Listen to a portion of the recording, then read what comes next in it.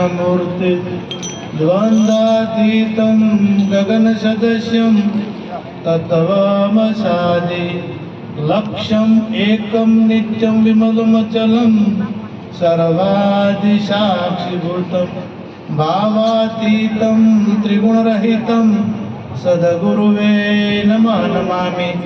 सद्गुरु महाराज पधारेला हरिगुरु कृष्ण कन्हैया सद्गुरु निरात महाराज सदाराम बापानो આજે જોહરાપુરા મુકામે ભક્તરાજ શ્રી પોપટજી ના માતુશ્રી બેનીબાની નિર્વાણ તિથિ નિમિત્તે સુંદર ભજન સત્સંગનો કાર્યક્રમ રાખ્યો અને એમાં પધારેલા સંતો પ્રતાપરામ મહારાજ રાણપુર નિવાસી, બળદેવરામ મહારાજ પાદર નિવાસી, વેરશીરામ મહારાજ વાણા નિવાસી તથા જસુરામ મહારાજ ડીસા નિવાસી, બચુરામ महाराज कणझरा निवासी तथा दूर दूर थी पधारेला भक्तों, प्रेमी सज्जनों, माताओं ने बहनों, आ तक जे मळी छे आपणे ए भवसागर तरवा माटेनी छे।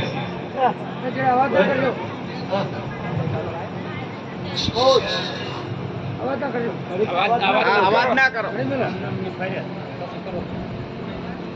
तारा तो थाय से तकलीफ है ने आ जो खटापट में पानी पीजू न के पसे मेळ आवे हो નથી। હવે આ આપણે ઘણાને એવું હોય છે કે નવરાત્રી પર બધું કરે, નવરાત્રા ને એટલે ભજન કરશે પણ જીવનભર નવરાઈ મળતી નથી। પણ જે તક, જે સમય, જે તક મળે, જે ટાઈમ મળે ને એ ટાઈમે એનો સદુપયોગ કરી લે તો બેડો પાર। જો તક જતી રહી ને એ જો આપણે ખેતીનો સમય હોય ખેતીનો અને ખેતીના સમય જે વાવવાના સમય વવરાય ના તે જતી રહી એટલે વાત પૂરી। એમ આ મનુષ્યમાં એક તક છે પરમાત્માની પ્રાપ્તિ કરવા માટે અને એક તક જતી રહી એટલે વાત પૂરી। બે બેનપણીઓ હતી, બે દેરણી જેઠાણી, અને ચોમાસામાં હવે સમય હતો હરેશજી એટલે દળમાં પેલી ઘંટીઓ હતી દેશી આપણે, એટલે બધેના ઘેર ઘંટીઓ હોય ના, બધાના ઘેર ઘંટી એટલે દળવા જાતી હતી બે માથે ઉપાડી ડોણા ઘઉં હોય કે બાજરી હોય કે જાર હોય એટલે એક છે ને ખા ખા કરે કોરા ને કોરા। એટલે પેલી જોડે હતી ને એની જેઠાણી કે તો આવી ટેવ પડી છે, કોરા ને કોરા ખા ખા કરે છે કે હવે મારે તો ટેવ સહી છે, જાતી નથી, શું કરું?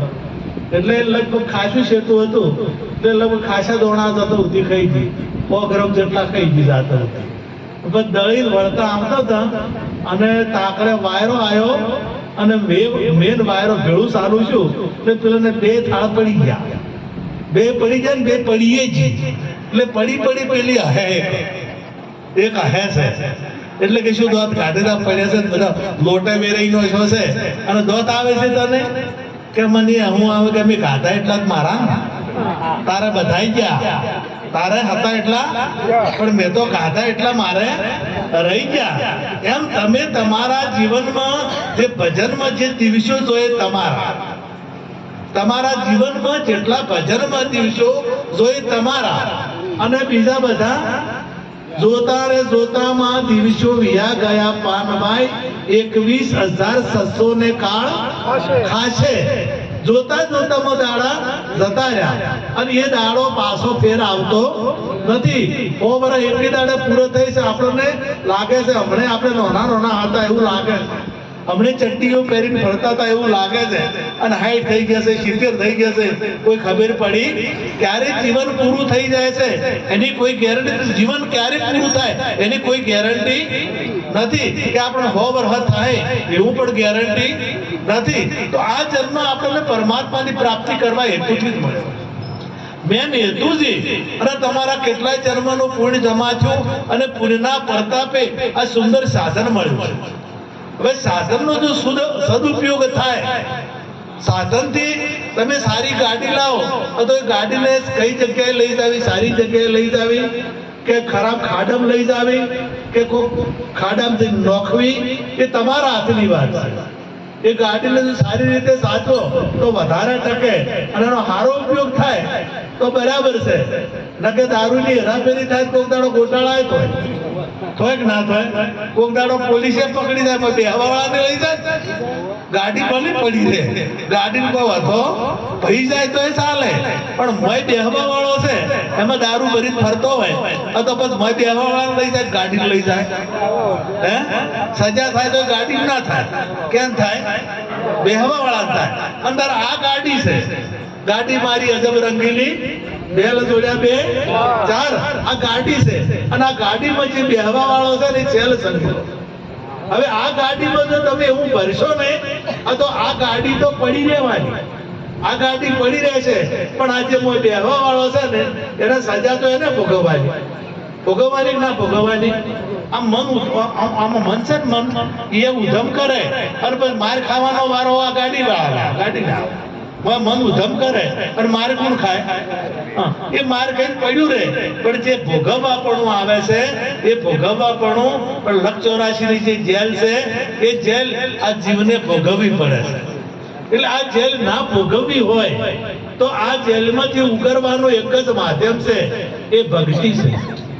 અને ભક્તિ સિવાય બીજા કોઈ માધ્યમથી, કોઈ ઉધમથી, કોઈ જપથી, કોઈ તપથી તમે હજારો રમેલ કરાવો ને તો કોઈ દાડો એ જન્મના મરણના મુક્તિ મળશે નહીં. ગમે એટલી જપ કરશો, તપ કરશો, વ્રત કરશો, કથાઓ કરશો, આ બધું ગમે એટલું કરશો તોય મેળ આવશે. એક ભાઈ રાતનો વાહો જાતો અને વચમાં હાફ પડ્યો, એટલે મને ચાલુ કર્યું બેઠે બેઠે હે ગોપ મહારાજ, હે ગોપ મહારાજ, હે ગોપ મહારાજ. મને અડધો કલાક ગોપ મહારાજ કર્યું પણ મેળ આવ્યો. પછી રોમાપીર ચાલુ કર્યું, પણ તોય પેલો હાફ ખસો નહીં. જેટલા આવડે એટલા જ લીધા, મેળ પડ્યો ના ખસ્યો હાફ.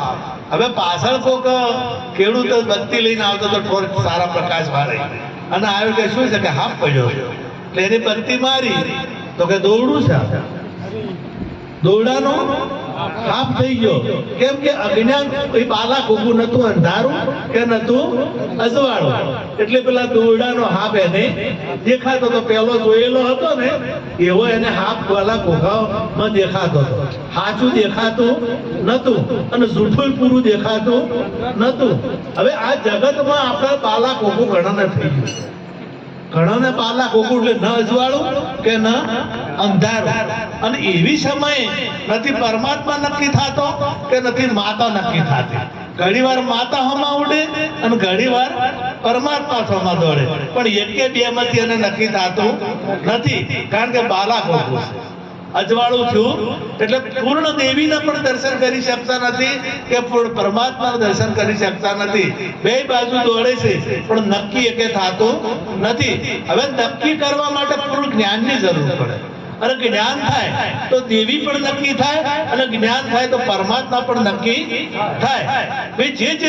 જે કૂટાય છે પેલો ગમે એમ બોલ કર્યો તો પેલો કશો ગમે એટલું જે ઉધાપ કરીને જાપ જ કર્યો, કેમ રે જય ગોપ મહારાજ જાપ કર્યો, રામાપીર જાપ કર્યો, પણ એ જાપથી કશું એમ તમે જો ગમે એમ નામ લે કરશો, આખી જિંદગી રામ કરશો, આખી જિંદગી કૃષ્ણ કરશો, આખી જિંદગી અંબાજી કરશો, પણ જે ફળ પ્રાપ્ત થવાનું છે એ ફળ એનાથી પ્રાપ્ત થતું નથી. એટલે એના માટે આપણે જ્ઞાનની જરૂર પડે. તમે જે કદાચ જે કોઈ વસ્તુ છે એ તમામ વસ્તુમાં જ્ઞાનની જ જરૂર પડે. અને લોકો પૂજાય જ્ઞાનની કરે. તમારે માસ્ટર શિક્ષક ભણાવવા આવે તો સરકાર શેના પૈસા આ લઈએ? જ્ઞાનના ને અજ્ઞાનના. તમે હવન કરાવવા પંડિતને લાવો તો એ પૈસા શેના લઈએ ને? જ્ઞાનના. જ્ઞાન તમે ટ્રેક્ટર લઈને ખેડાવા ડ્રાઈવર રાખો ટ્રેક્ટરને તો એ ડ્રાઈવરને પૈસા શેના આલો? જ્ઞાનના. મૂળ એને છેડવાનું જ્ઞાન છે તારે. એટલે જ્ઞાનીને ઘેર ચાલ, જ્ઞાનીને ઘેર, અહીં છે અંધેર ચાલ જ્ઞાનીને ઘેર. એટલે જ્ઞાનીને ઘેર જવાનું કીધું, ભુવાના ઘેર જવાનું નહીં કીધું કોઈ સંતોએ કોઈ શાસ્ત્રોએ, પણ ભુવા ટાળો ચેડ મેલતા નથી. ભૂવટાળું કોઈ મટાડી કહેતું નથી, હોય બધું. પણ આ જે રોગ લાગુ પડેલો છે, જન્મ મરણનો જે મહારોગ લાગુ છે, એ જન્મ મરણનો મહારોગ એ બીજા કોઈ ભૂવાથી મળશે નહીં. એને જ્ઞાની સંત પુરુષ જ મટાડી છે.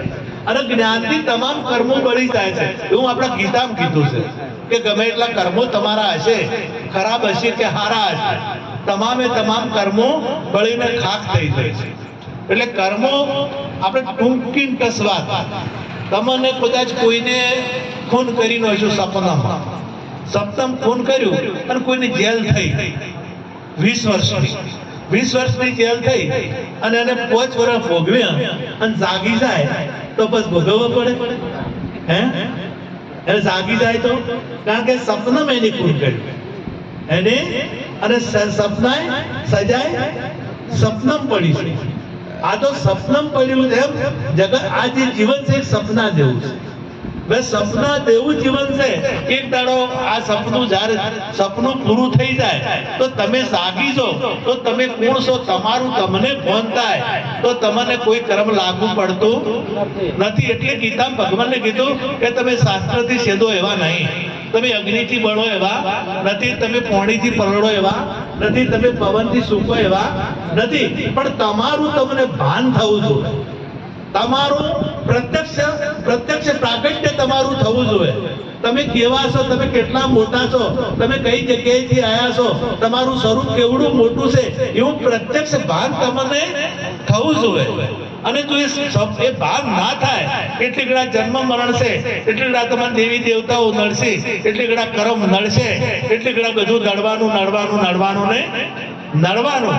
પણ જો કદાચ આ નડવાપણું મટાડવું હોય તો ગુરુ શરણે જઈ અને ગુરુની વાતમાં ભજન પછી શરૂ થાય.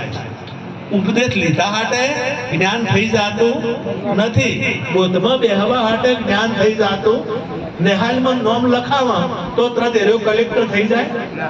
નોમ લખાઈ અને આયા તો કલેક્ટર થઈ જાય. પછી ક્ષેત્રમાં જઈને પહેરી આરામ હારું બાજુનું બિયારણ પહેરીને આવરા તો એ પાકે. તો એના માટે મહેનત કરવી પડે ને. એમ ચિંતન મનન એની ધ્યાન, આ 3 વસ્તુ થાય તો જ્ઞાનનો ઉદય થાય. આ 3 વસ્તુ ના થાય એટલે જ્ઞાનનો ઉદય થતો નથી. પણ જગતને સમજાવવા મહાપુરુષો કેટલી મહેનત કરે છે, પણ આ એને વાત સમજાતી નથી.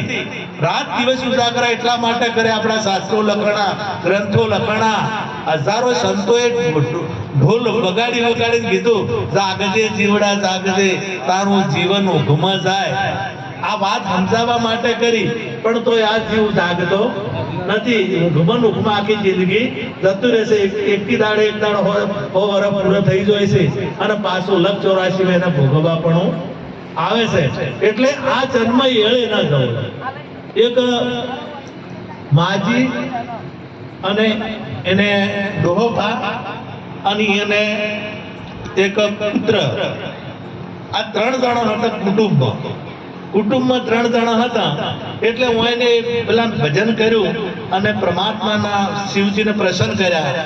એટલે શિવજીએ અમને 3 વરદાન આપ્યા.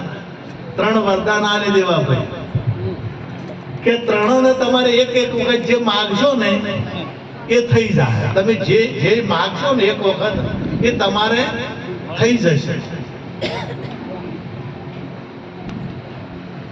તમે જે માગશો એ એક વચન એક જ વખત કોવામાં આવશે, બીજી વખત કોવામાં આવશે નહીં. એટલે કે સારું 3 વચન મળ્યા છે તો 3 વરદાન આપણે માગી લો. હવે હું ડોહાભાઈ એવું માગ્યું કે જે ડોશીમાં 70-80 વર્ષના હતા ને કે 16 વર્ષની સુંદરી થઈ જાય. હવે હું 16 વર્ષની આ ભાઈ થઈ જાય અને આ ડોહોના છોકરો જાતા હતા.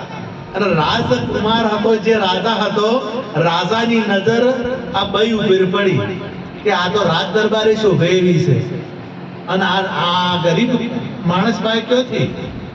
એટલે એમણે કીધું કે તમારી આ જે ભાઈ છે એને મારા મોકલી દો મારા રાજમહેલમાં. કારણ કે રાજાનું પણ ના પાડી ગઈ. હવે પ્રજા છે, પ્રજા રાજાને ના પાડી એટલે પેલે વિચાર કર્યો ના પાડ્યો તો એ નહીં આવે, ના પાડું તો ડોસી જાય છે. એટલે હવે કરવું શું?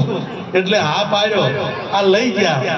આ તો પેલા તો એમના જે કોચમાં છઠ્ઠા માળે ચડી દીધા અને એમનો જે ઝરૂખો હતો, ઝરૂખો બેઠા બેઠા મજા કરે અને ડોહો બેઠા બેઠા ઝૂરે કે શું કામ મને ભણાયા છે એટલે હા મજા કરે છે અને હું અહીંની બહાર જોઈ રહ્યો છું. હવે કરવું શું? એટલે હું એને શું કર્યું કે બકરી થઈ જાય. આ વચન તો આલેલું હતું ને, એટલે પેલી બકરી થઈ ગઈ. બકરી થઈ ગઈ એટલે પેલો રાખે રાજા પડતી કરી, બકરી પડતી કરી એટલે હવે આ ડોશી બકરી થઈ ગઈ. તો બકરી લઈને જોઈ જાવ તો એક વર્તન બાકી હતું છોકરાનું કે તારે મારી માં hatte વને થઈ છે.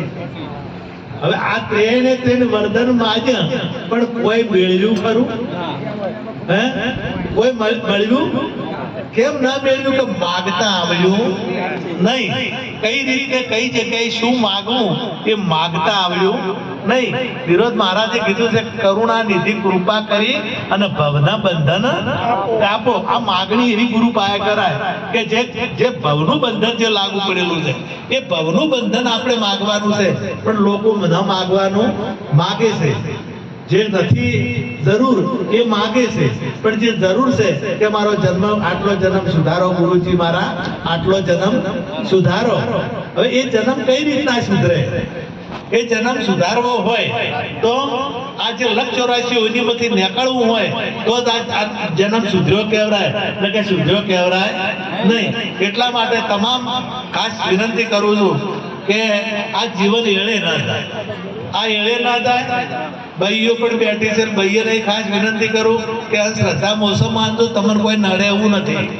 તમને કોઈ નડે એવું નથી. તમારા જેવું મોટું કોઈ નથી. તમે ધારો તો જમાના ઘેરથી જીવને લઈ ગયેલો પાછો લાવ્યો. આ ભાઈ કે બીજું કોણ? સાવિત્રી કોણ હતા? સ્ત્રી હતી ને. તો જમાના ઘેરથી એના ધણીને પાછો લાવ્યો છે.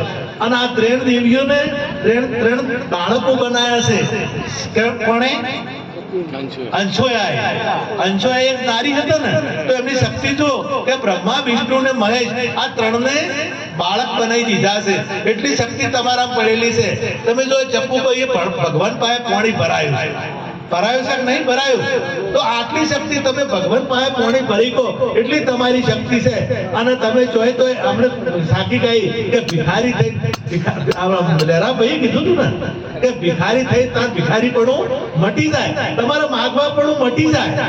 તમારે કોઈના પાસે કોઈ માગવું ના પડે, કારણ કે તમે તો તમારું સ્વરૂપ કેવું છે?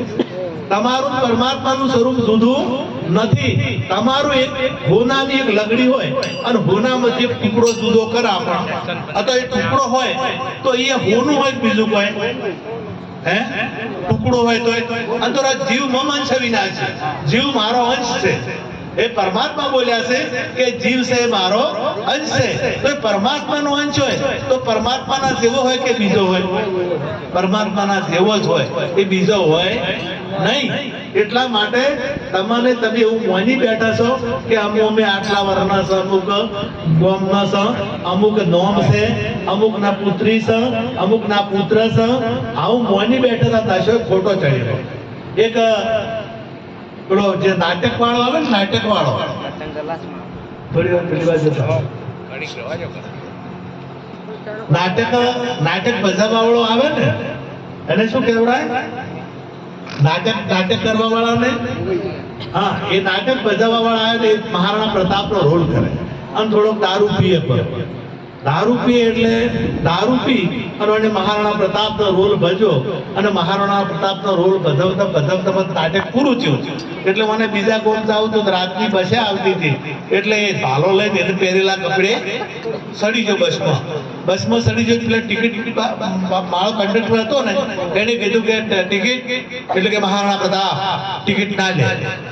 એટલે પેલા દવા દીધું ટિકિટ, પેલા પી ગયો હશે દવા જો. હવે રાત હતી, રાતના 12 વાગવા આવ્યા હતા અને આ બાજુ 5-10 ગઉ ને આ બાજુ 5-10 ગઉ, અને હું રણ આવ્યો અને મને ઘંટડી મારી કે ચિતોડ કાઢ. પેલો ઉતરી ગયો, કારણ કે મનમાં શું લઈને બેઠો હતો? એવું મહારાણા પ્રતાપ. વાસ્તવિક મહારાણા પ્રતાપ હતો નહીં. એમ તમે મોની બેઠા કે હું મોમો કોકનો કાકો, કોકનો દીકરો, કોઈનો પુત્ર, કોઈનો હાળો, કોઈનો બજેવી, કોઈનો જેઠ, કોઈનો નણદોઈ, કોઈનો દાદો, કોઈનો આ જેટલું બધું થયા છે. પણ ઓમાના તમે એ કે આ નાટક છે એટલે તમારે જે દેખાય તો અહીંયા ભજવવું પડે, બેનના ઘેર ભાઈ થવું પડે. પણ પછી એ ભાઈ બધે રહેવરાય નહીં. ઘેર ધણિયાની પાડે આવે તો અહીંયા ભાઈ ના રહેવરાય, અહીંયા ધણી થવું પડે. અને મારી પાસે કે મોહાળમાં જતો ભણા થવું પડે દેવા ભાઈ. અને બરલા કદાચ હાહરી જતો અહીંયા ભણાપવામાં આવે એ સમય થવું પડે. એટલે તમારું નાટક છે, વાસ્તવિકમાં તમે એ નથી. તમે આ ગોમનાય નથી કે તમે આ શરીર વાળા નથી. એ તમે કેવા છો, તમે કેવા છો એ તમારું સ્વરૂપ તમે જાણો તો તમને ખબર પડે તમે કેવા છો. એટલે એ જાણવા માટે જ આ મનુષ્ય જન્મ મળ્યો છે. વારે ઘડિયા જન્મ મળવાનો નથી. એટલે આ અવસર એળે ના થાય. એટલે ખાસ વિનંતી કરું છું કે ફેર ભટકવા પણ ના રહે. એટલે પ્રેમથી સદગુરુ મહારાજ પાસે જઈ અને આત્મજ્ઞાન પ્રાપ્ત કરી અને એનું ચિંતન મનન કરજો અને એ જ્ઞાન પ્રાપ્ત કરજો તો તમારો બેડો પાર. ન કે બસ પછી એળે સદગુરુ જય ગુરુ મહારાજ.